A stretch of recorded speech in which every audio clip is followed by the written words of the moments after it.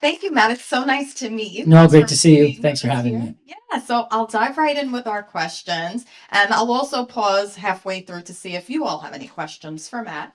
So my first question is take us back to your time here at Iona, and what was your major, and when did you decide that ownership was right for you? Well, first off, no, it's great to be here. It's great to be back at Iona. I see a lot of people in sports gear, Giants, Iona baseball. So hopefully the theme of today's discussion is exciting. I know it's an early morning lecture, but hopefully we can get you out of bed for if nothing can, if sports can get, if sports can't get you out of bed, then nothing can. But it's a pleasure to be here. Iona for me was, it's funny because as I've progressed in my career, I think I've really understood the value of communities. And I try now in all of our different business activities to surround ourselves with investments where we really feel we can impact communities and we can also be a part of a community, building a community, growing a community. And that's really what we do. Some of the assets that Christoph mentioned that we own and manage now across the world are all community based. Naples, in Italy with the Amalfi Coast is a massive community, and we bought the basketball team out there. The Campobasso project was this little sleepy, team in the central part of Italy that no one had heard of that we sort of resurrected and turned into a great Cinderella story. I don't know how many in this room are soccer fans, but we sort of did what Ryan Reynolds and Rob McElhenney did with Wrexham in Italy.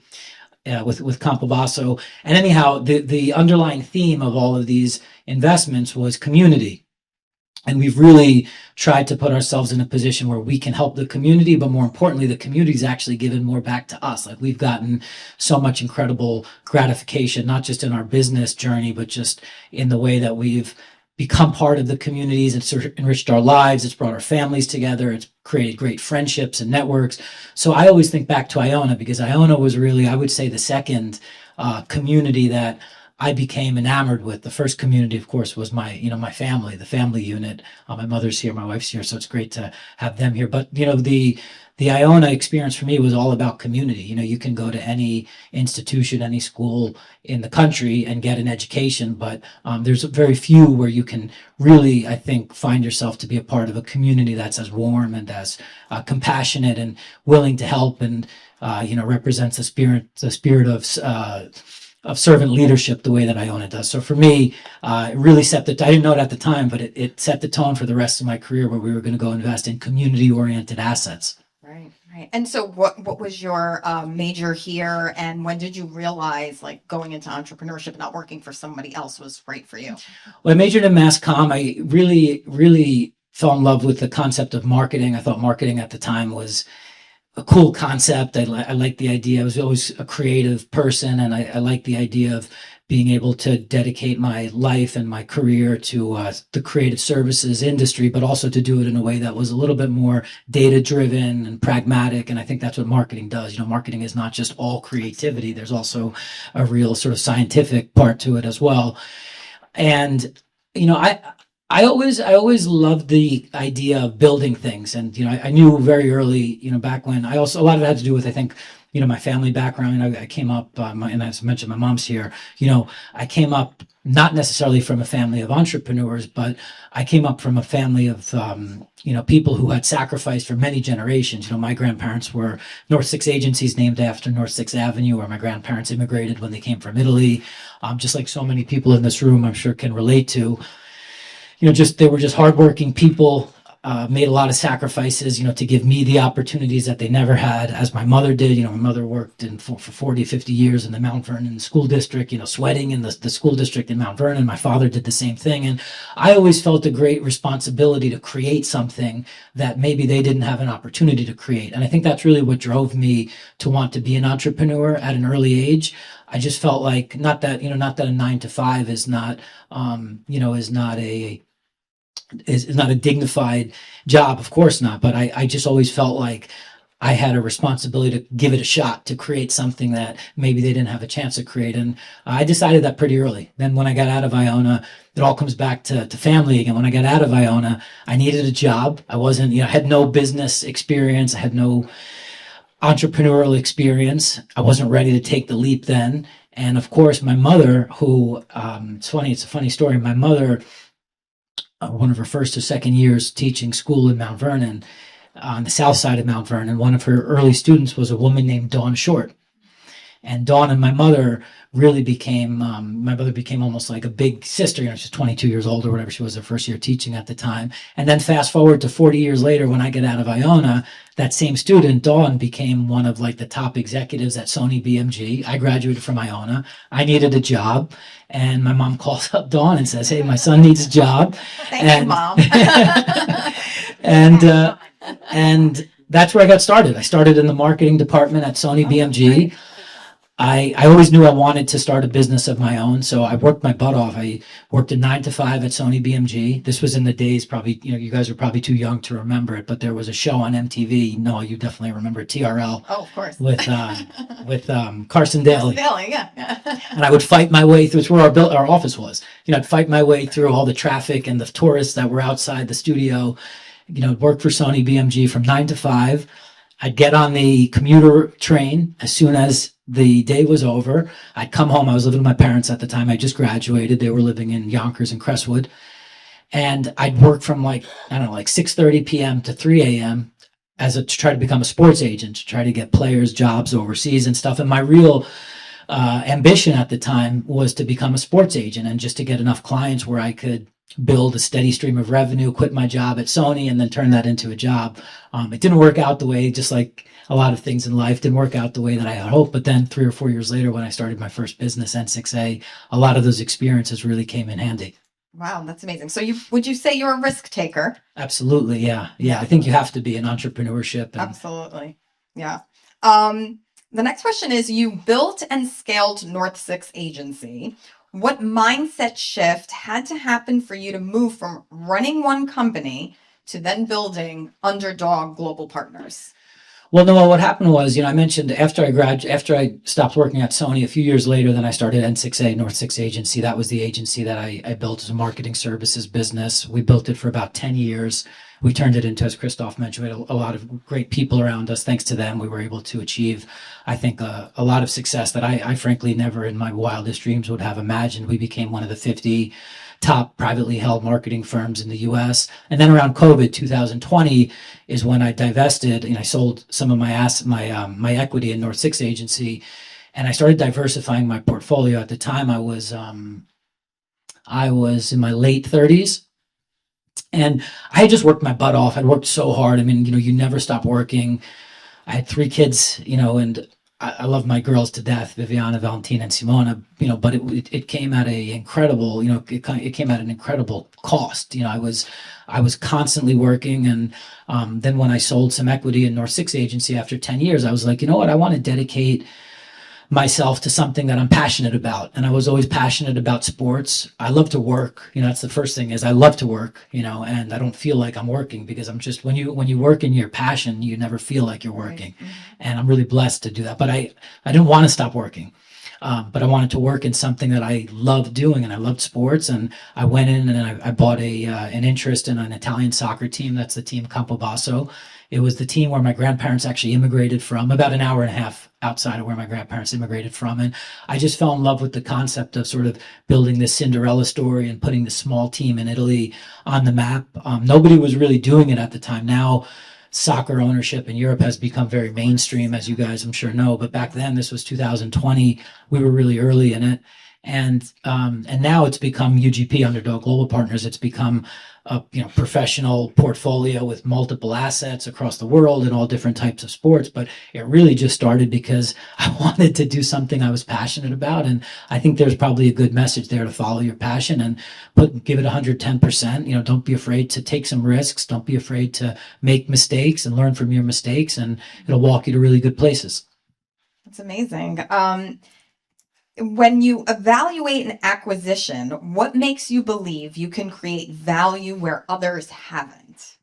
Well, I think when you look at sports and you talk about value, the first thing you have to do is you have to study the existing streams of revenue that the teams, in the case of sports franchises, that teams generally have. So, when you talk about sports franchises, there's generally 5 or 6 core streams of revenue: TV, merchandising, ticket sales, sponsorships, all sorts of different things with licensing.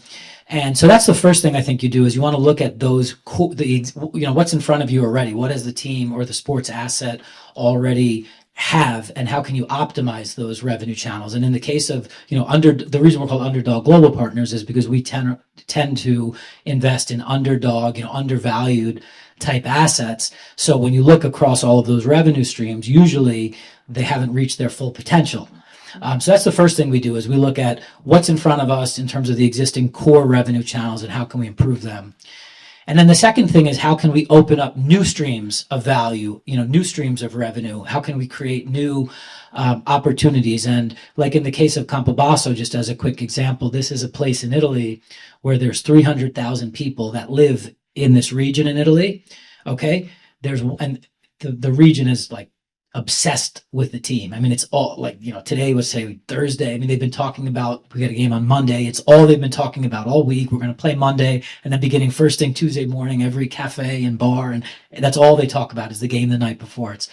But the one thing that we saw as an opportunity to create new value there was 1.2 million people from that region of Italy who lived in America, in New York and Philly and Montreal. And so we really felt there was an and they all wanted to be connected to the club, but the club really never had, because they just didn't have the network to do it because they were Italian, they were European owners.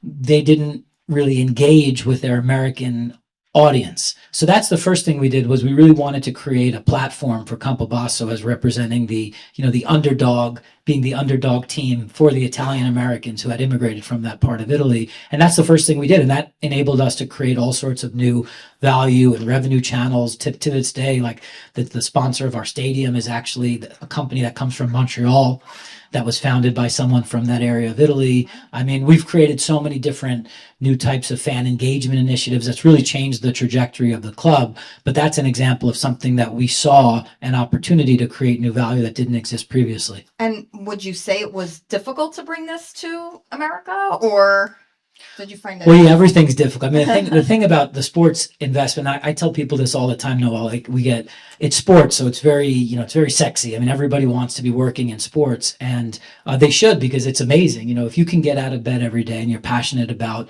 what you do, whether it's sports or music or art or whatever it is, I really think it's a blessing.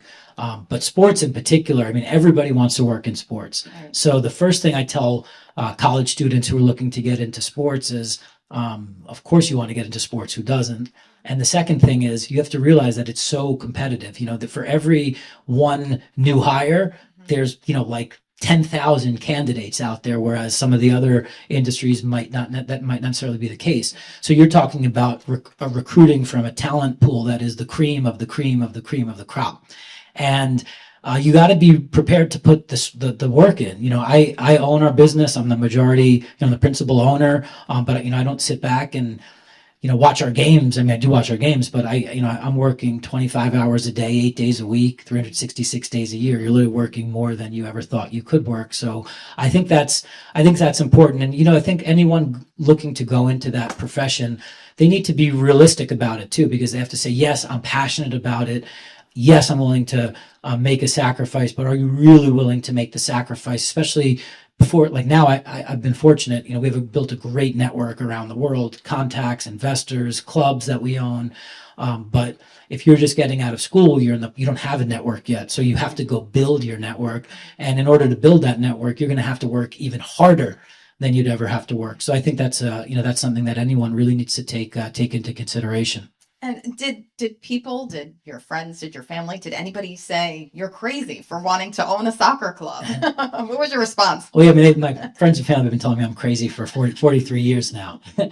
But yeah, look, I think entrepreneurship, I mean, it defies logic in many ways in general. I mean, starting a business, it's funny, just as a story, forgetting about sports, when I started my agency business, N6A, there's the first thing somebody dropped a note off on my desk, like it was like a couple months into starting the business. And it was a statistic, and it was this small business survival statistic. And it was like 93% of all small businesses fail within 3 years. So I was like, okay, so I got a 7% chance of staying in business for 3 years. And then they sent me another statistic and it said 96% fail within 10 years. So I said, all right, I have a 4% chance of staying in business for 10 years. And anyway, that motivated me. And I kept that statistic in my desk drawer. And I said, you know what? Not if, but when we make it to the 10-year mark, I'm actually going to write a book. Christoph mentioned I wrote 2 books. I'm actually going to write a book capturing the 100 lessons I learned in my first 10 years that helped me beat the odds. And I think, that, anyway, going back to your point about being crazy and risk, unfortunately, if you're going to look at statistics, entrepreneurship is probably not the path that you want to pursue, because all of the data is going to tell you you're crazy and you shouldn't do it. But, inside of you lives an incredible amount of belief and self-belief and conviction. And I think if you're going to be an entrepreneur, you do have to trust those principles and you have to be prepared to overcome the odds. Yeah. Oh, that's a great answer. I want to make this conversational too. So if anybody has any questions now they'd like to ask, I'll pause before I get to my next question. Anybody? Not yet? Okay. I will go to the next question then. So we'll get into the ESPN series. How important is storytelling when you're building a brand or increasing the value of an asset?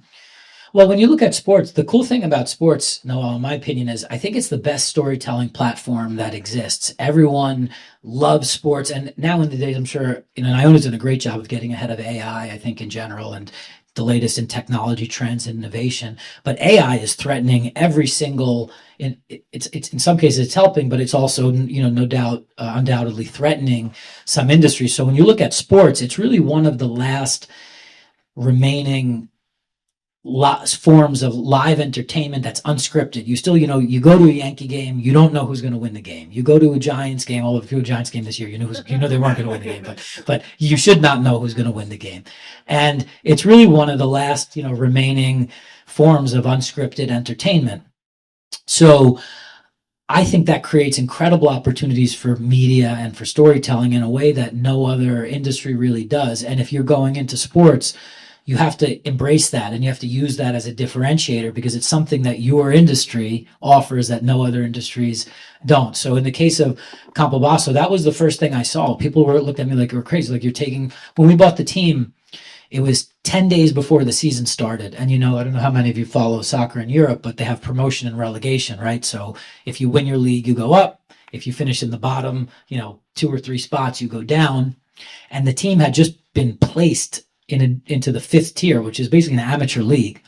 And we had 10 days to put everything together. We had no players. We had no coaches. We had a stadium that was literally abandoned by the old ownership. There were mushrooms growing off of the pitch in the stadium. And people, of course, they have to look at you like you're crazy to be doing this. Because not only do you have to put a team together, you got to put a team together then to win the league to go up. So of course, like they looked at us like we were crazy, but I looked at it like, yes, we're crazy, but there's also an incredible opportunity to tell a story here. Because who doesn't, that's the story of all of us in this room. That's the story of the underdog. That's the story of the people who immigrated here, right? That's the sort of the people who sacrificed.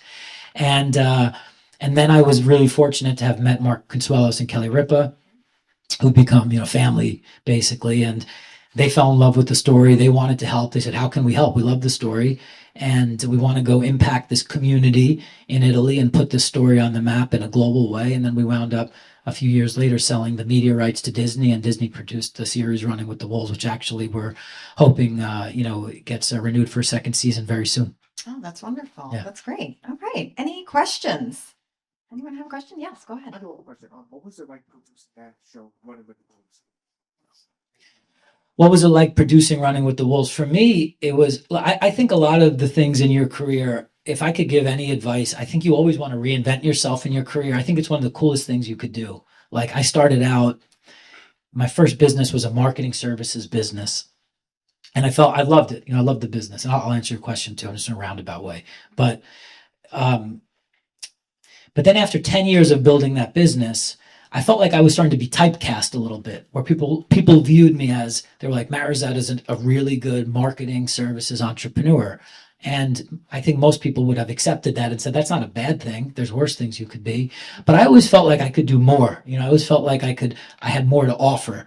And that's when I started to rethink sort of, and I like to do things in 10-year spurts. So in your career, I think you should look in 10 years. What are you going to do from the age of, let's say, 22 to 30, say, and then 30 to 40, and then 40 to 50.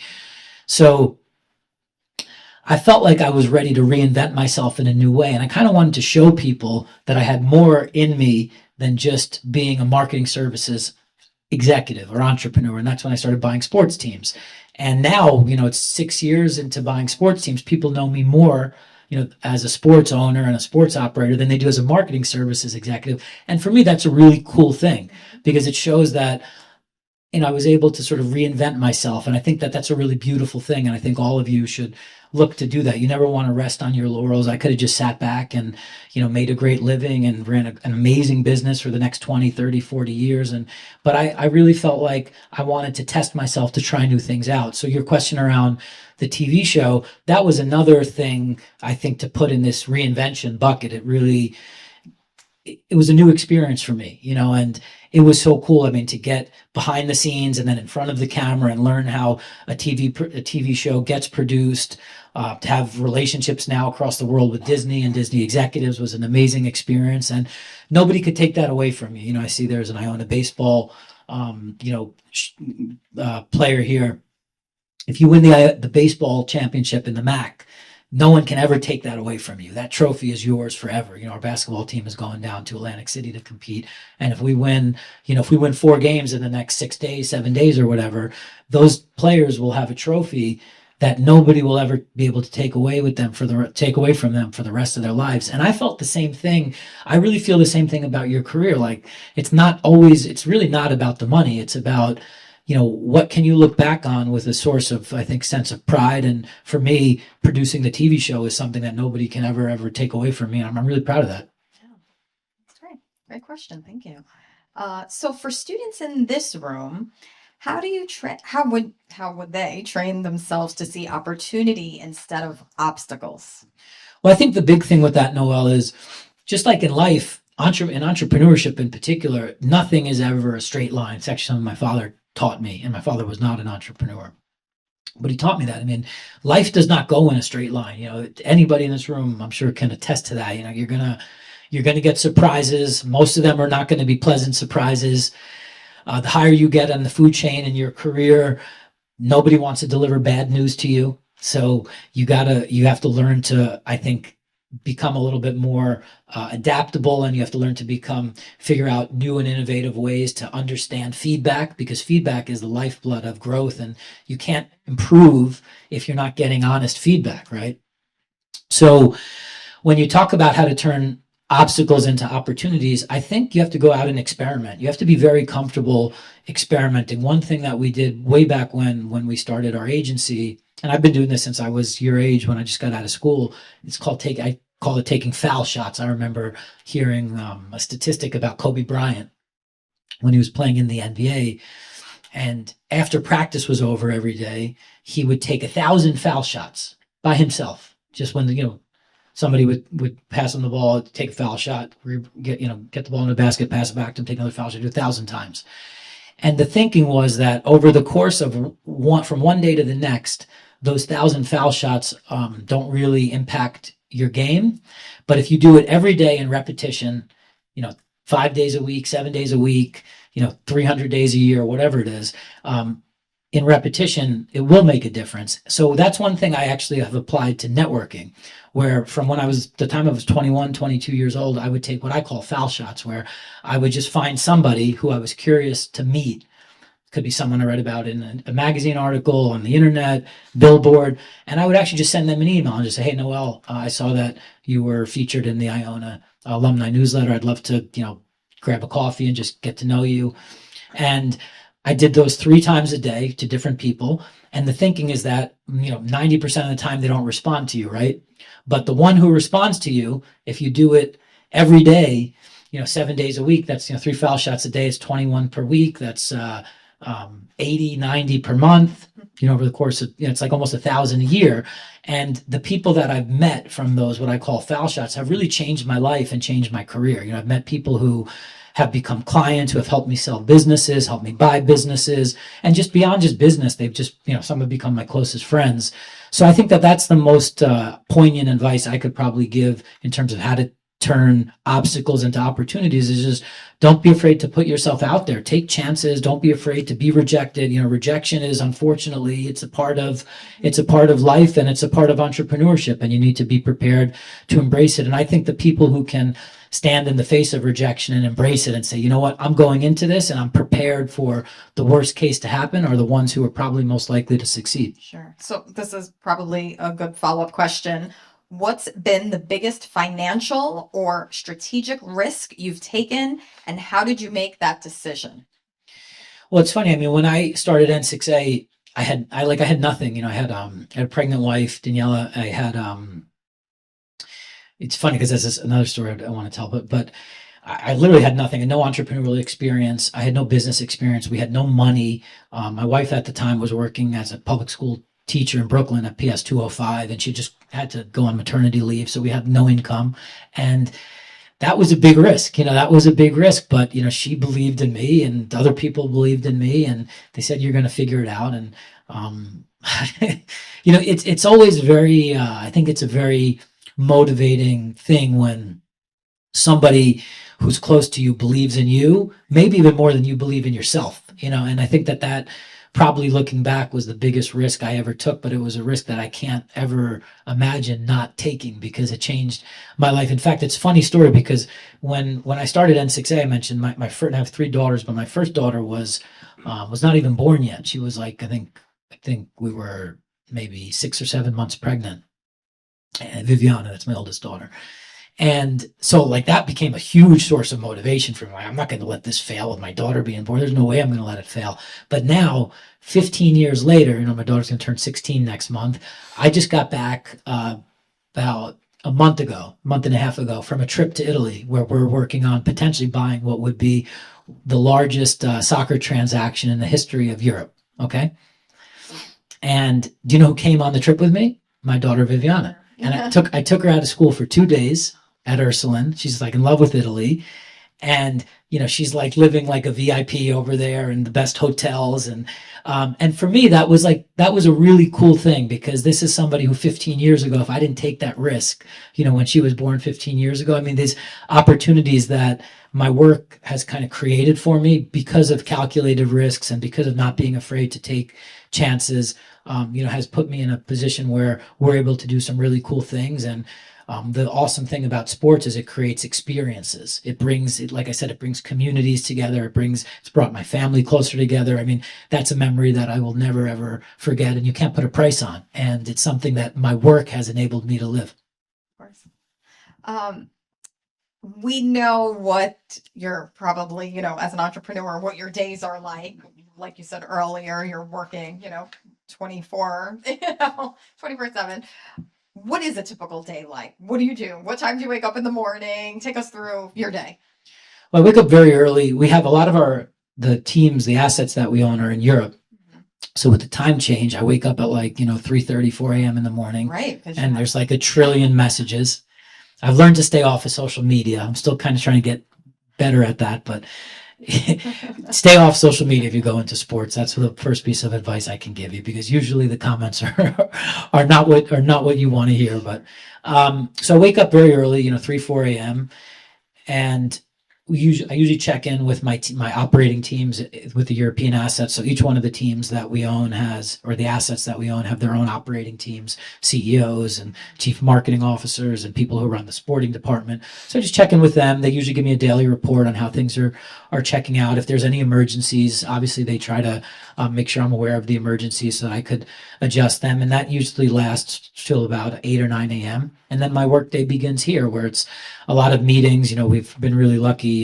Terrence Burke, who's here tonight, runs our investor relations program, which is in the process of we're really expanding it out a lot. But we have a lot of investors who have backed our projects, supported our projects. So a lot of it is meeting with them and talking to them about the latest and greatest deals that we're working on. Sponsors, the Disney show, I'm meeting constantly with producers and stuff like that. And then the cool part is there's games to be played. So usually, 5 or 6 times a week we have games, and game days are sacred. So we try to shut the phones off then and just enjoy what the fruits of our labors bring us to. That's nice. That's nice. So how many people do you have working for you in Italy, and how many do you have here in the U.S.? Well, we have across all of the assets, the way that we're structured at UGP, Noel, we have UGP, Underdog Global Partners, which is the parent company up top. And we're actually pretty small up top. We have only about a dozen or so people up top. And that's where all of our consolidated functions are. So investor relations, finance, marketing, legal, stuff like that. But then we have subsidiaries that are owned by UGP, which is where the teams are, real estate assets, whatever they might be. And we have about 100, some odd people that are employed across all of those subsidiaries. And the way that we're structured, we have 3 subsidiaries all owned by UGP. We have one that holds all of our sports franchise equity. One that has real estate, so like stadiums, arenas, academies, stuff like that. We have a lot of infrastructure projects that we're working on that's held there. And then we have an advisory subsidiary, which is where we actually help other groups go out and buy teams or buy sports assets themselves. And that business unit lives in our advisory group. That's great.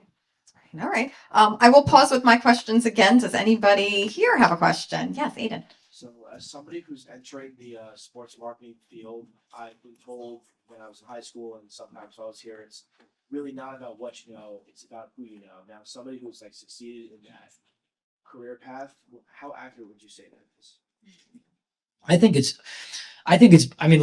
It's also what you know. If you know everybody but you don't know anything, then that's not a good thing. But I think if you know everybody and you know something, that's better than that's a better alternative. So I think networking is the lifeblood of any career. I think you need to be out there and network. If I were to encourage you guys to do anything, it's to go out and to play in traffic and not be afraid to meet new contacts. And those contacts are going to change your life, and don't do it for, I would say, don't do it for any sort of selfish reason. Don't do it for any self-serving reasons. Because what I found in my experience is the times when I've reached out to people without any real self-interest, just because I'm curious, like you have a really cool story. I want to learn about you. Let's just sit down. And those have been the most rewarding in the long term from a business standpoint. And they started just because they were genuine and they were authentic. And I, had a genuine curiosity for learning. And that's what I would say is, I believe, the most important thing. And the cool thing about sports is that everyone wants to be in sports for the most part.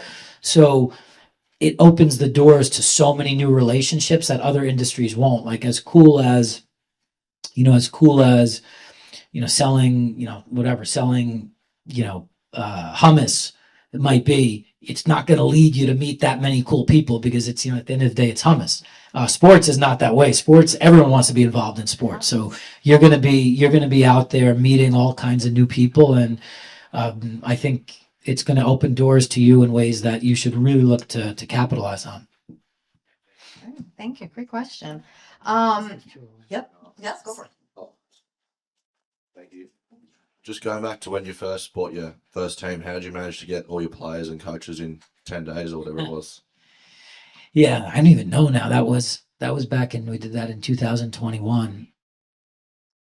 Well, we had the first move we made was we had to hire a sporting director, like a general manager, and then ultimately so we had to move very quickly. I flew out to Italy, and I think we interviewed must have been 15 sporting directors it was in a hotel in Rome. And I locked myself into the hotel for, 2 days straight. And we just did meeting after meeting after meeting after meeting. And the problem is we didn't really have time to run a formal process where we could properly vet them and whatever. So a lot of it just went back to your question earlier about networking. A lot of it just went to my gut and my instinct. And a lot of, I had built an agency business for the previous 10 years before that. So I felt like I really believed in my gut and my instinct when it came to hiring people and managing people. And I found one person, and I said, you know what, I'm going to bet on this guy. And at the end of the day, just like anything in life, your career is really just betting on people. And we bet on him. And sure enough, then he scrapped a team together in I think 3 days. We had 17 players, and within 6 days we had 25. and we were playing our first game 4 days later. That season, we went 28 wins, 2 losses. Came down to the last match day, and we needed to win the game, and we won 2-0, 2-0, and we got promoted. And it was an amazing story. And then the next season, then we got promoted. The next season, we had to do it all over again because now you go up a tier, and it's like you can't keep the same players in the 5th tier as in the 4th tier. And everyone thought I was even crazier than they were saying, because as you go up in tiers, it gets more and more competitive, obviously. And we were 5 games into the next season now, and we were one of the favorites to get promoted. But we weren't like the top team. We were probably like a 4th or 5th team to get to be favored in terms of the odds. And after 5 games, we were 2 wins and 3 losses. And like I just felt the season was getting away from us. One thing I felt like I was pretty good at was kind of identifying issues with culture, and I could just look in the locker room and tell there were cultural issues. So we fired the coach 5 games into the season, replaced him with a new coach. People thought it was crazy. It's like you're firing the coach after 5 matches. And then the new coach we brought in wound up getting rid of like our 5 or 6 highest paid players. I was like, why are you getting rid of our highest paid players? Because they're cancers. That's what he said. And they're terrible for the locker room. And he got rid of them. And we wound up going on this magical run, and we wound up winning the league again that year, and we got promoted. And that turned out to be, out of all of the decisions I probably made, I made a lot of stupid decisions in my career, but that was probably talk about risk, that was one of the highest risk decisions I made, but came out to be one of the smartest ones we made. Yeah. Well, great question. Yes, you had a question over there? So I'm majoring in media and communications, and I specifically want to go into sports because it's my favorite. Being someone that works in the sports field, I know you usually have to be noticed. What is your first step or a piece of advice that you would give me to help me in that kind of difficult field? Well, I think it goes back to what we were saying earlier to this gentleman. I think networking is the first thing I would encourage you to do. I think sports. The interesting thing about sports is now I don't know how closely you follow the business side of sports, but right now a lot of sports, back in the day, sports teams primarily were owned by, extremely wealthy people, right? And then that's kind of changed in the past 3 or 4 years. In fact, a lot of the people we deal with, private equity is becoming very, very prominent in sports, and private equity, which is institutional investments, are dominating the sports world. And now a lot of the sports leagues, the Major League Baseball has done this, and the NHL has done this. They're really opening themselves up to private equity investments in a way that they wouldn't do previously. So I would say try to understand the business side of it too. There's a whole, sports is very attractive because you're like, who doesn't love sports? Everybody loves sports, but there's also there's a business side of it too that is stressful. It's it's scientific, it's financial, and I would say try to understand that side as well, because if you understand that side, I think you can kind of understand any side, and there will always be a job for you if you want to, because there's a lot of people who understand sports, but there's very few people who understand sports business, and there's even fewer people who understand sports and sports business. So that's what I would try to focus on. Thank you. Anybody else have a question? Sure.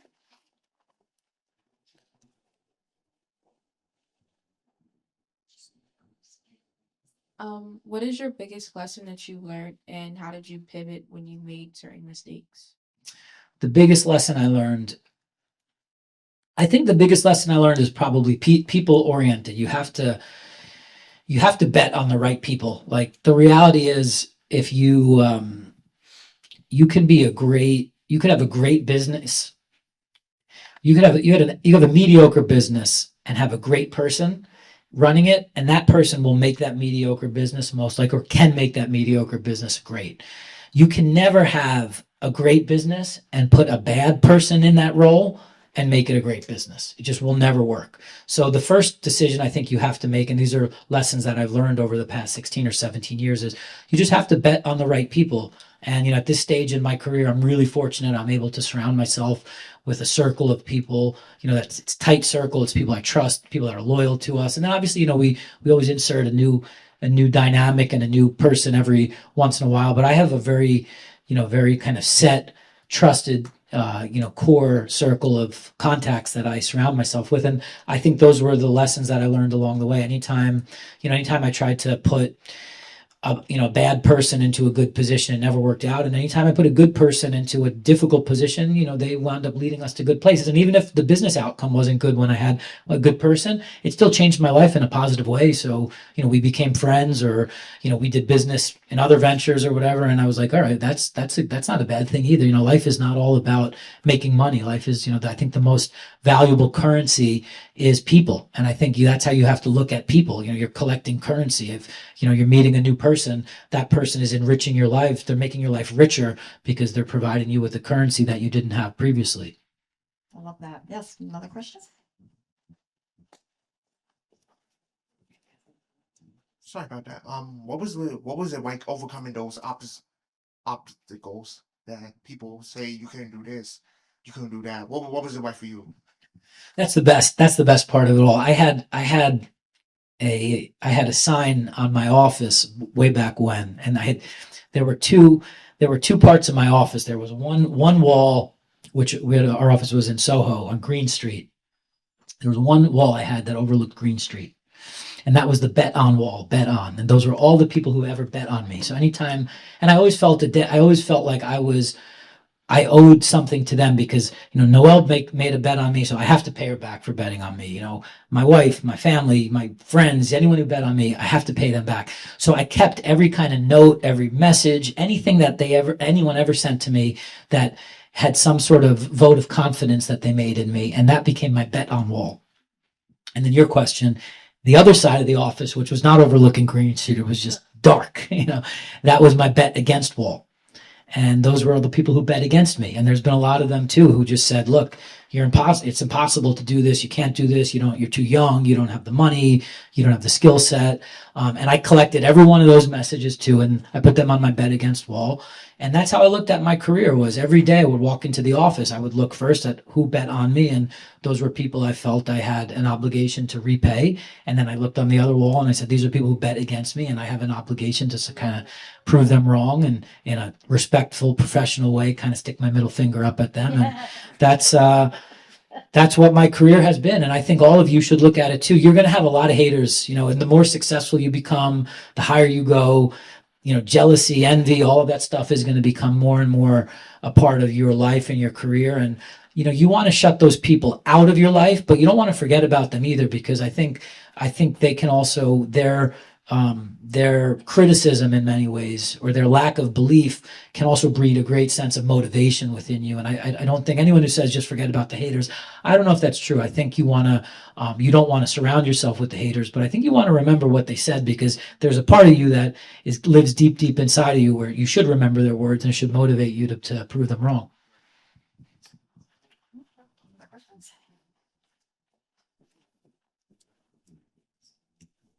When you're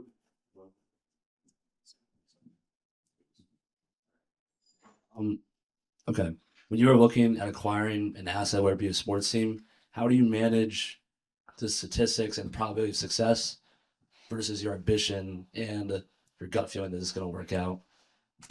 It's a great question. I think you're getting to a really interesting point, which is that it can't always be gut and instinct. You do need a source of, you need a set of data behind it that you study. And I had a saying that data without discretion is destruction. And I believe that. I think data is incredibly important. I think you need to look at all kinds of data sets, and they have to help you make an informed decision.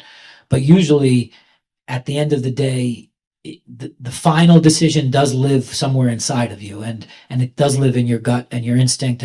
But I think you can't it's not always a good idea just to go with your gut and just to, kind of throw all else, caution to the wind. I think you need to have some set of disciplined, rigorous data that's helping you guide the decision. But then at the end of the day, usually the data never tells you for certain if you should or shouldn't do something. It just helps guide your decision and your probability. Like you said, maybe because of the data you've studied, there's a 40% chance of this working out, or a 20% chance, or 70% chance, but you'll never get 100%.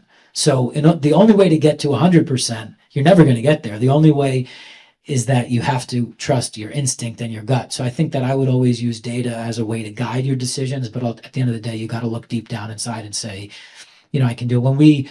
When we did the Campobasso deal, like if I looked at the data, that was one I didn't look at the data for, because if I did, that would have been insanity. But we probably had a less than 5% chance of success, if that. But we succeeded because we had a big vision and we were passion. I think passion overcomes a lot. I think if you're very passionate about something, we've talked about the odds of succeeding in entrepreneurship as a small business owner. If you're passionate about something, I think you can overcome a lot of those odds too. All right, so I will ask the last question, and that is, what is next for Matt Rizzetta?